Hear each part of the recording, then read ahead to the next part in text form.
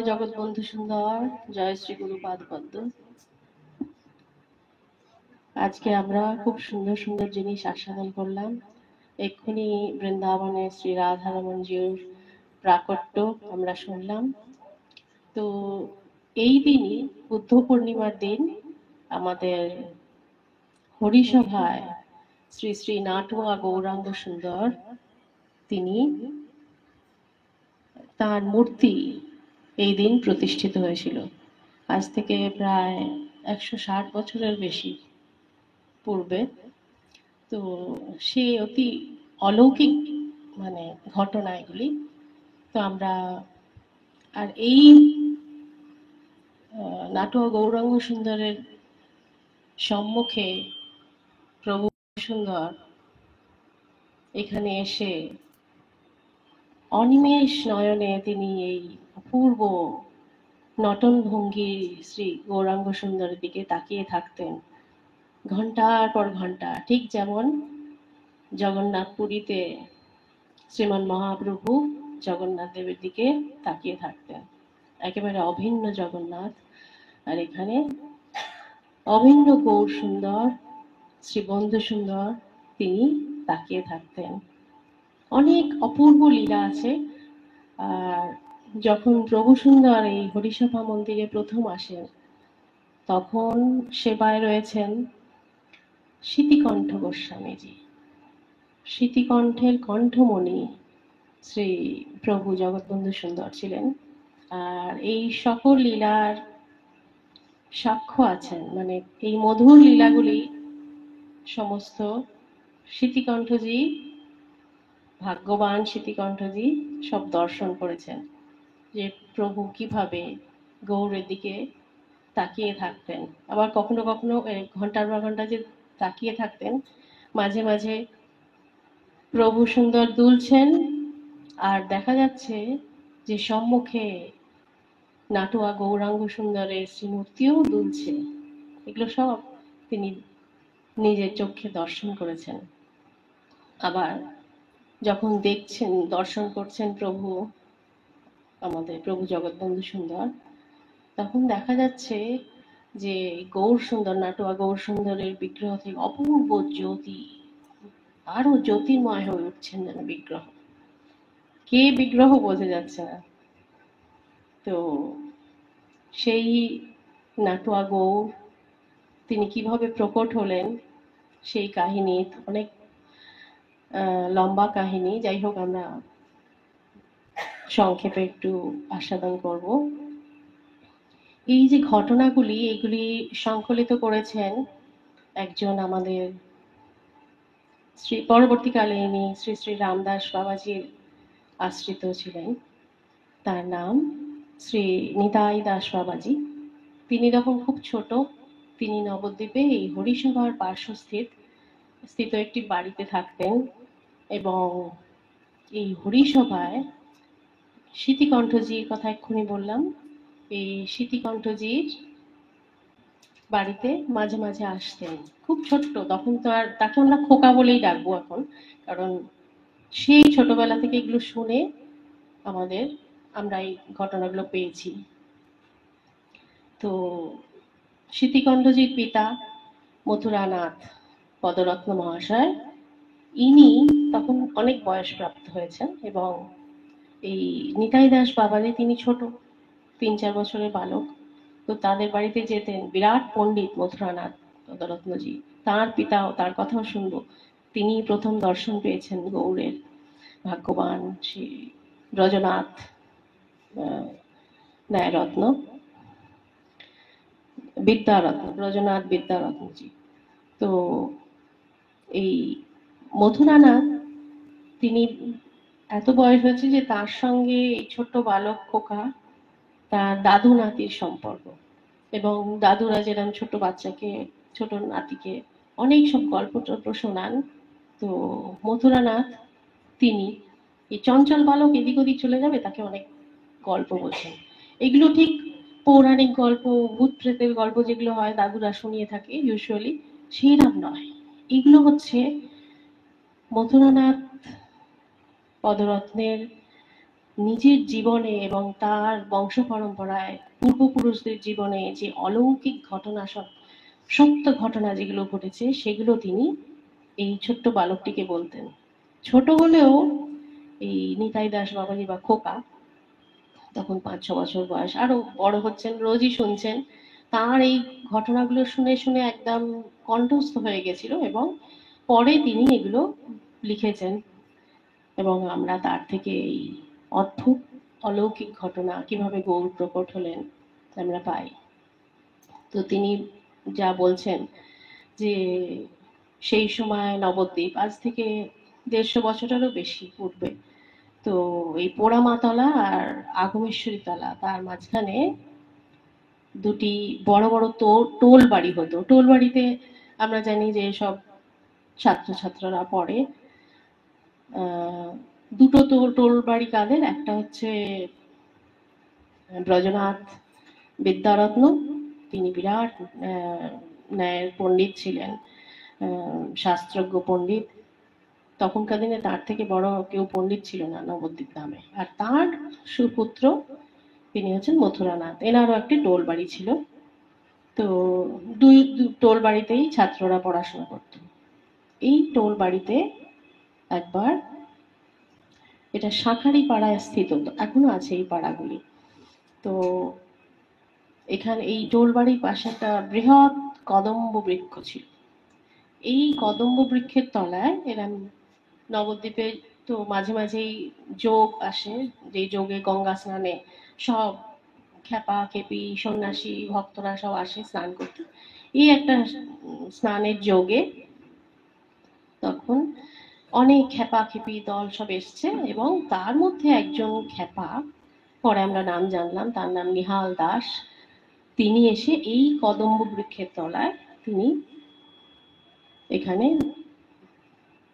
বসলেন, এবং সারাদিন সে কোথায় থাকে খেপা তার নেই ঠিক, কিন্তু ঠিক সন্ধ্যেবেলার আগ পূর্বে সে চলে আসে ওই কদম্ব বৃক্ষের নিচে।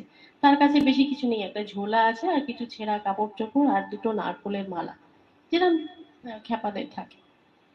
তো ওনার ভাষাটাও অন্যরকম, শ্রীহট্টীয় ভাষা, কি যে বিড়বিড় করে বলেন কিছু বোঝা যায় না। যখন এই সন্ধ্যেবেলার পর থেকে একটু গভীর রাত্রে 9টা-10টার পর থেকে একটা চিৎকার করতে থাকেন, আমার ঠাকুরকে নিয়ে গেল, আমার ঠাকুরকে নিয়ে গেল, জোরে জোরে। আর এটা চরম সীমায় পৌঁছায় রাত 12টার পর, যে সময় সবাই নিদ্রিত বিশ্রাম নিচ্ছে। তো আর তারপর পরেই একটা রাত্রিবেলা যখন আরো গভীর হয়, তারপরে 3টে থেকে তার কণ্ঠস্বর একটু স্তিমিত হয়ে যায়, একটু আস্তে। উনি বলেন, ও না না, ঠাকুর দিয়ে গেছে, আমার ঠাকুর দিয়ে গেছে। এই বলতে বলতে ভোর হওয়ার আগে আগেই তিনি আবার ঝোলা টোলা নিয়ে কোথায় চলে যান। তো এইভাবে কয়দিন হতেই মানুষজন, আশেপাশে পড়শিরা সব ভীষণ বিরক্ত। তারা সন্দেহ করছে যে এই যে ছাত্ররা আছে তারা নিশ্চয়ই কিছু বিরক্ত করে খ্যাপাকে, সেই জন্য উনি এরম করেন। তো তারা সব পড়শিরা মিলে, যিনি পণ্ডিত মশাই মানে আমাদের যার টোল আর কি, যিনি পড়ান মথুরানাথ পদরত্ন, তাকে বলেছে যে আপনার ছাত্ররা এরম করে। তো তিনি এসে ছাত্রদের জিজ্ঞেস করছেন, ছাত্ররা বলছে বিশ্বাস করুন আমরা কিচ্ছু জানি না, ও নিজে নিজেই এরম করে। তো এটা দেখার জন্য কি করলেন, মথুরানাথ বললেন ঠিক আছে আমি একদিন রাত্রে থাকবো। তো তিনি রাত্রিবেলা একদিন টোল বাড়িতে থেকে গেলেন, এবং আহার আনতে যখন বিশ্রাম করছেন সবাই, তখন তিনি শুনলেন যে এটি এই রাত্রিবেলা যা ঘটনা ঘটে সেই আরম্ভ হলো। উনি তখন আস্তে করে উঠলেন, যেই চিৎকার করতো, উঠে আগে ছাত্রদের ঘরগুলো ইন্সপেকশন করলেন, দেখলেন না ছাত্ররা ঘুমোচ্ছে, ওরা কিছুই এদের ওদের হাত নেই এর মধ্যে। তখন তিনি জয় জগৎ, তখন তিনি কি করেন, তিনি সারা রাত দেখছেন, কেউ ভোরবেলা ঠিক তাই হলো, উনি দেখছেন যে খ্যাপা বলছে না ঠাকুর দিয়ে গেছে। এই অদ্ভুত জিনিস দেখে তিনি তখন খ্যাপার কাছে গেলেন, গিয়ে তখন ভোর হয়েছে, সবে যাচ্ছিল চলে, তাকে ধরেছেন, বুঝছেন। তুমি কি করো, তুমি এরকম মিথ্যা কথা বলো, এরকম ঠাকুর নিয়ে গেছে বলে। তখন উনি তেজের সহিত এই খ্যাপা বলছেন, তুমি এত বড় পণ্ডিত না, তুমি আমাকে বলো মিথ্যা কথা বলছি, তুমি দেখবে আমি সব সত্যি কথা বলছি। বলে তিনি নিজের মনের মতো আবার বিড়বিড় বিড়বিড় করছেন। মথুরানাথ তো বিরাট পণ্ডিত, আমরা আগেই জানি, তিনি পিতার মতোই খুব বড় শাস্ত্রজ্ঞ পণ্ডিত। তিনি এই যে বিড়বিড় করছে সেটা একটু কান দিয়ে শুনছেন। প্রথমে তো বকা দিয়েছিলেন যে কেন তুমি এরকম চিৎকার করো। তখন দেখছেন যে এ শ্রীহট্টীয় ভাষায়, ভাষাটা যেহেতু একটু অন্যরকম, কিন্তু সে রাসলীলার সব পদ বলছে, আবৃত্তি করছে। এই রাসলীলার সব শ্লোক গুলি আবৃত্তি বলছেন। তো তখন উনি বুঝলেন না, এই খ্যাপা যে সে লোক নয়। তারপরে তো তাকে ধরলেন যে না, আমাকে বলতেই হবে, তুমি আমায় দেখাও তোমার ঝোলার মধ্যে কোথায় ঠাকুর। বলছে যে না, ইনি যখন বেরোবার, যখন প্রকাশ পাবার তখন প্রকাশ পাবেন, এখন তুমি বাইরে থেকে দেখো। বলে একদিন সন্ধ্যাবেলা ম্যাডাম যখন এসছেন, তখন উনি অলরেডি চিৎকার করতে আরম্ভ করেছেন, আমার ঠাকুরকে নিয়ে গেল। তখন বলছে দেখো, এই ঝোলাটা টিপে টিপে দেখো, একটা বিগ্রহ দেখতে পাবে। তখন দেখছে যে একটা বিগ্রহ, ভালো করে দেখে নাও না। হ্যাঁ, তারপরে যখন ভোর রাত্রের দিকে উনি আবার বলছেন না, বিগ্রহ দিয়ে গেছে। এরপর মথুরানাথকে ডেকে বলছে এইবার দেখো। বাইরে থেকে উনি ভালো করে ঝোলাটা টিপে দেখলেন, সেখানে দুটি বিগ্রহ।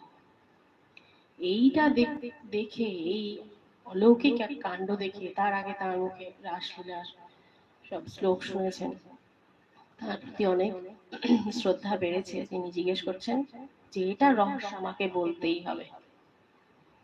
তখন তিনি বললেন, এই যে আমি রোজ চিৎকার করি না, ঠাকুর নিয়ে গেল, তারপরে বলি যে ঠাকুর দিয়ে গেছে, এগুলো আমি তোমাকে আকর্ষণ করার জন্যই করছি। তো সেদিন তিনি বের করে দেখালেন যে দুই বিগ্রহ, একজন শ্রী গোবিন্দ শ্রীকৃষ্ণ, আর একজন ভানুদুলালী শ্রীমতী রাধারানী। বলছেন গভীর রজনীতে এরা দুজন এক হয়ে গৌর হয়ে যান, আর তারপরে আবার ভোরবেলা তারা নিজে মূর্তিতে চলে আসেন রাধাকৃষ্ণ হয়ে। এই মূর্তি, এই যুগল মূর্তি আজও হরিসভায় সেবিত হচ্ছে। শ্রী নাটুয়া গৌরাঙ্গ মূর্তি পাশেই রেখে সেবিত হচ্ছে। আমাদের প্রাচীন যিনি আছেন বিবেকদা, বিবেক বন্ধু ব্রহ্মচারীজি, উনি সেবায়িত আছেন এখন। খুব সুন্দর গৌরের শৃঙ্গার করেন, সেবা করেন। আজ গত 40 বছর ধরে তিনি সেবায় আছেন গৌরের, এবং এইসব তিনি দেখিয়ে দেন আমাদের। এই রাধাকৃষ্ণ যে যুগল মূর্তি আছে সেটাও দেখান। এবং আগে এই টোলবাড়ির এই হরিসভার পাশে যে কদম্ব বৃক্ষের কথা এক্ষুনি বললাম, সেই কদম্ব বৃক্ষটাও কোথায় ছিল সেটাও তিনি দেখিয়ে দেন। এখন আর নেই, কদম্ব বৃক্ষ এখন প্রাপ্ত হয়েছে। তো এইভাবে দেখে নিয়ে তখন একদিন, তখন তো মথুরানাথ বিরাট পণ্ডিত, তিনি এখন ভক্ত হয়ে গেছেন, এবং তিনি গৌর তত্ত্বের বিষয়, ব্রজলীলা, গৌর লীলা সম্বন্ধে একটু একটু কিছু জানতে পেরেছেন তার এই খ্যাপার কাছে। এবং একদিন তিনি খ্যাপাকে অনেক অনুরোধ করাতে, তার চরণে পড়াতে, তিনি খ্যাপা তখন তাকে গৌর মন্ত্রে দীক্ষা দিলেন। এদিকে পদরত্ন মহাশয় মানে মথুরানাথ তো ভক্ত হয়ে গেছেন একদম। তার এখন এই কীর্তন আর গৌরলীলা, তারপরে গৌরলীলা, কৃষ্ণলীলা, এই দুটোই তার, এই দুটো নিয়েই তার থাকতে ভাল লাগে। তার আর টোলে পড়াতে ভাল লাগে না তখন আর।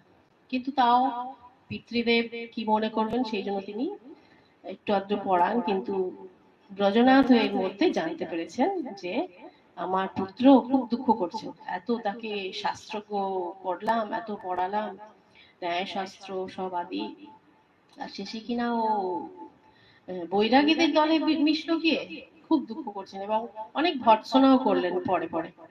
কিন্তু আবার মথুরানাথ যিনি পুত্র, তারও পিতার প্রতি খুব মানে দুঃখ যে পিতা এত সুন্দর মধুর কথাগুলি আস্বাদন করতে পারছেন না, জানতে পারছেন না, গৌড়ের ওপর বিশ্বাস নেই।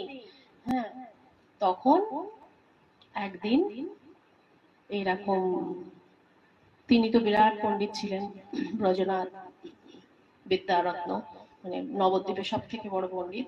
তো নানা সভায় টভায় তাকে যেতে হতো, সেখানে শাস্ত্রীয় আলোচনা হতো, অনেক মানুষ প্রশ্ন করতো এইসব। তো এরমই একটা সভা হচ্ছিল। সেদিন তার সেই সভা থেকে ফিরতে একটু দেরি হবে বলে আগেই তিনি তার পুত্রকে বলে রেখেছিলেন, মানে পুত্রের টোলে খবর পাঠিয়েছিলেন যে সে যেন আমাকে নিতে আসে রাত্রিবেলা, অনেক রাত হয়ে যাবে।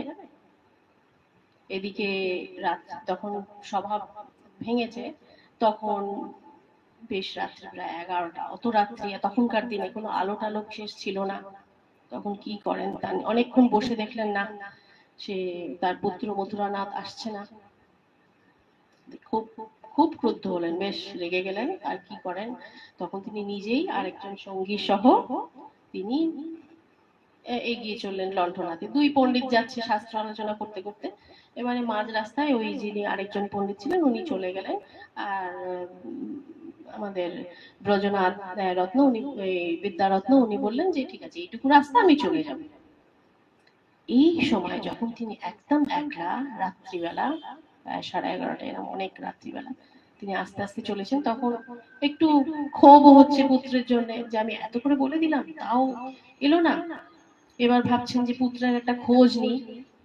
তো খোঁজ নেবে ভেবে তিনি টোলের দিকে যাবেন কিনা ভাবছেন, কোন দিকে যাবেন অগ্রসর হবেন বুঝতে পারছেন, বাড়িতে যাবেন না পুত্রের টোলের দিকে যাবেন, টোল বাড়ির দিকে। এই মতো সময় তিনি একটা সুন্দর কীর্তনের আওয়াজ শুনলেন।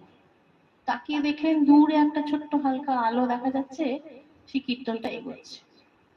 কীর্তন দলটা যখন এগিয়ে আসছে তখন ব্রজনাথ আরো রাগ বেড়ে গেল। এক তো পুত্র এরম কীর্তন টীর্তনের মধ্যে আছে, খালি বৈরাগীদের দলে, তার সন্দেহ হলো নিশ্চয়ই আমার পুত্রকে এই মধ্যে দেখতে পাবো। যদি আমি দেখতে পাই, জল্পনা করছেন মনের মধ্যে, দূর থেকে কীর্তন আসছে, যদি দেখতে পাই আমি সবার সম্মুখে তাকে আমি কিছু কথা শোনাবো, এই সব তিনি মনের মধ্যে এই ভাবনা করতে করতে কীর্তন দলটা অনেকটা এগিয়ে তার সম্মুখেই চলে এসছে।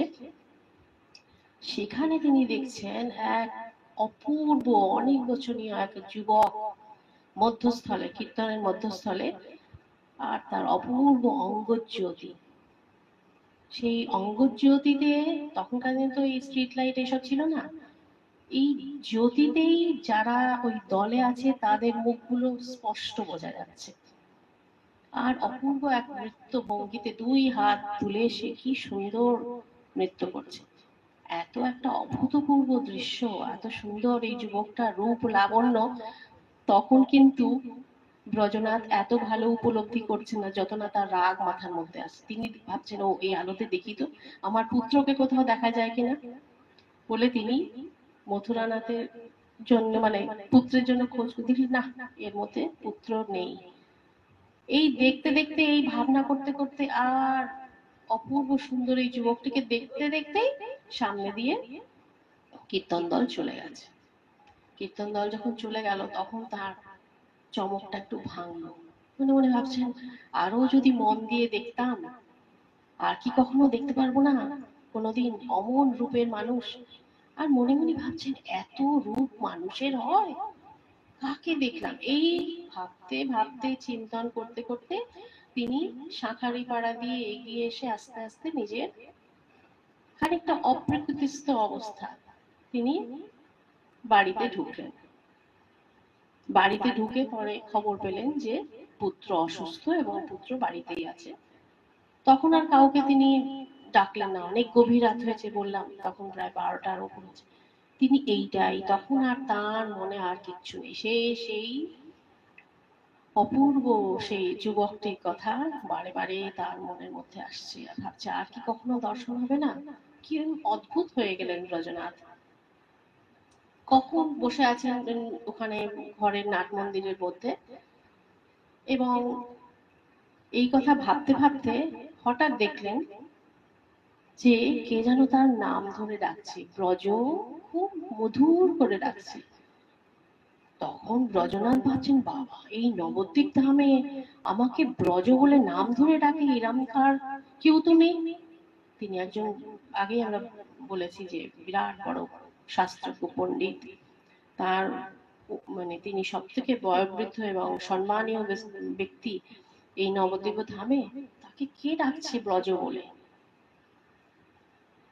এই ভাবতে ভাবতে তিনি চোখ তুলে তাকিয়ে দেখছেন, ও সেই অপূর্ব সুন্দর সেই যুবকটি সুন্দরভাবে এসে তাকিয়ে দেখছে, বলছে, ব্রজ, আমাকে দেখে নাও, আমি হচ্ছি গৌর, আমি স্বয়ং গৌর। এই কথা বলছেন বারে বারে এবং বলছেন যে, শোনো, এই টোল বাড়িতে আমার আমার বিগ্রহ স্থাপন হবে। তিনি সব বলে দিচ্ছেন, আমাকে ভালো করে দেখে নাও। আর এই মূর্তি যে গড়বে তার নামও তিনি বলে গেলেন, বললেন, আমার মূর্তি গড়বে বিহারী কুম্ভকার, সীতারাম পাড়ায় এসে থাকে, সব ডিটেলস বলে দিচ্ছেন। আর তিনি তো একদম পলক হারা হয়ে চেয়ে আছেন ব্রজনাথ, কি বলবেন শুধু শুনে যাচ্ছেন। তার তখন নিজের মধ্যে তিনি নেই। আর এই এতগুলো কথা বলে সেই গৌর সুন্দর তিনি চলে গেলেন। আবার বলে গেলেন, আমি জগন্নাথ মিশ্রের কনিষ্ঠ পুত্র, এই কথাও বললেন যে আমি গৌর, আমি জগন্নাথ মিশ্রের কনিষ্ঠ পুত্র। যখন চলে গেলেন গৌর, তখন তার চমক ভাঙলো এবং তিনি মাটিতে গড়াগড়ি দিতে লাগলেন, সমানে অশ্রু বর্ষণ, কত আক্ষেপ করলেন যে আমি বিদ্যার অহংকারে, পাণ্ডিত্যের অহংকারে, হ্যাঁ, আমি তোমাকে মানিনি। এমন সুন্দর গ্রন্থ চৈতন্য চরিতামৃত, তার বিষয়ে অনেক কটু বাক্য বলেছি, এইসব তিনি সমানে আক্ষেপ করছেন। কতক্ষণ ধরে যে তিনি এইভাবে রয়েছেন তার নিজেরই খেয়াল নেই।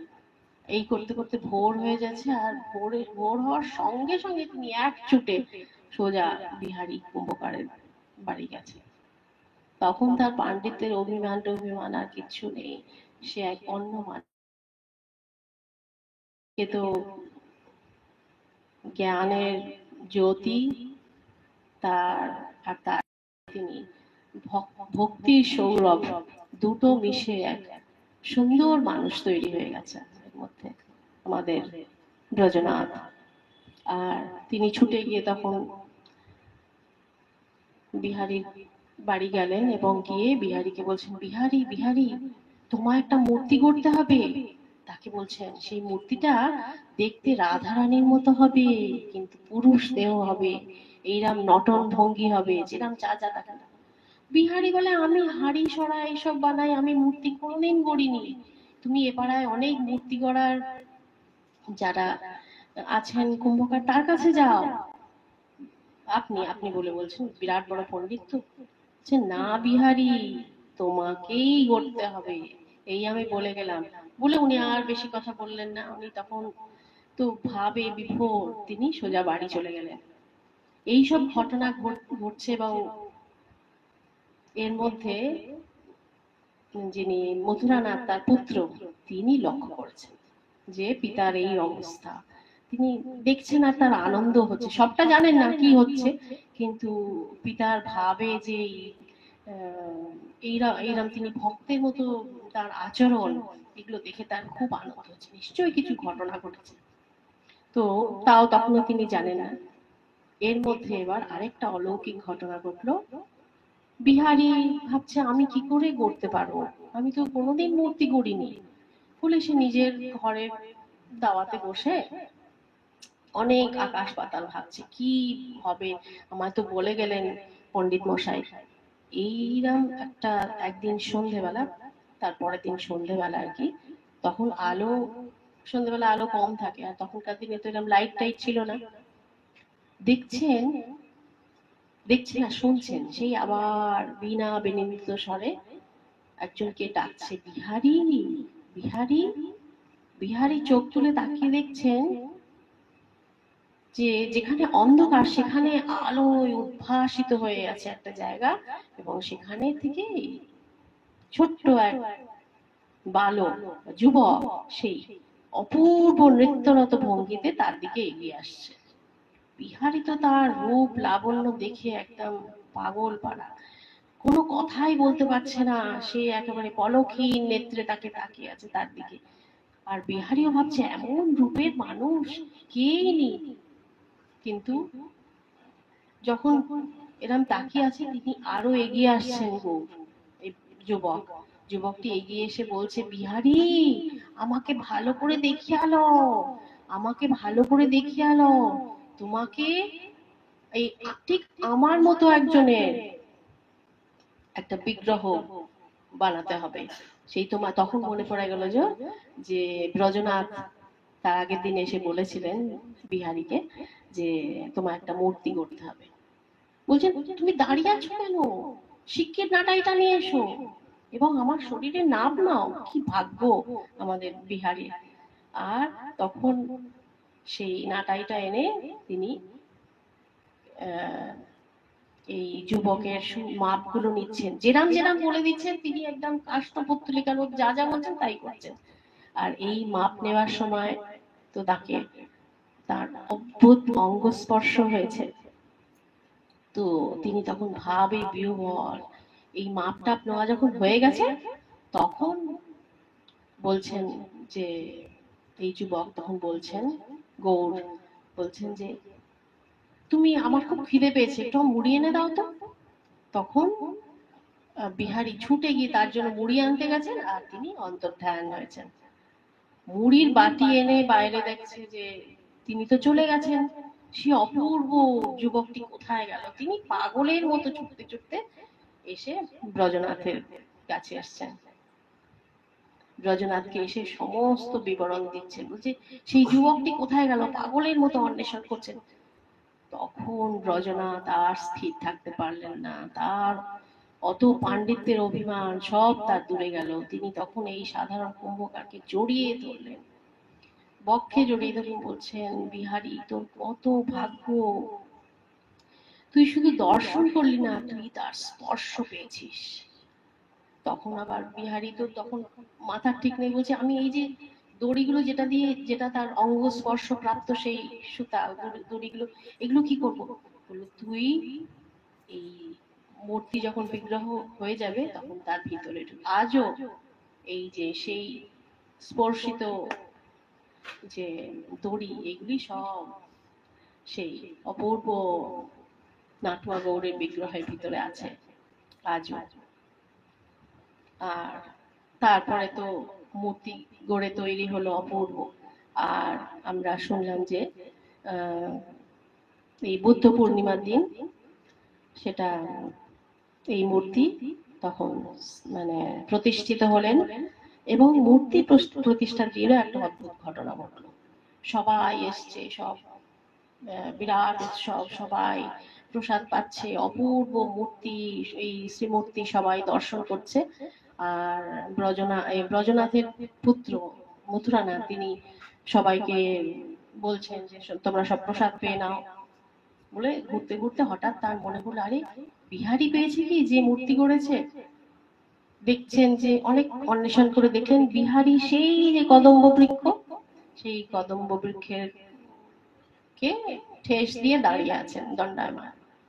তখন মথুরানাথ বলছেন, বিহারী, বিহারী, তুমি তো কিছু খাওনি সকাল হল, তুমি একটু খেয়ে নাও।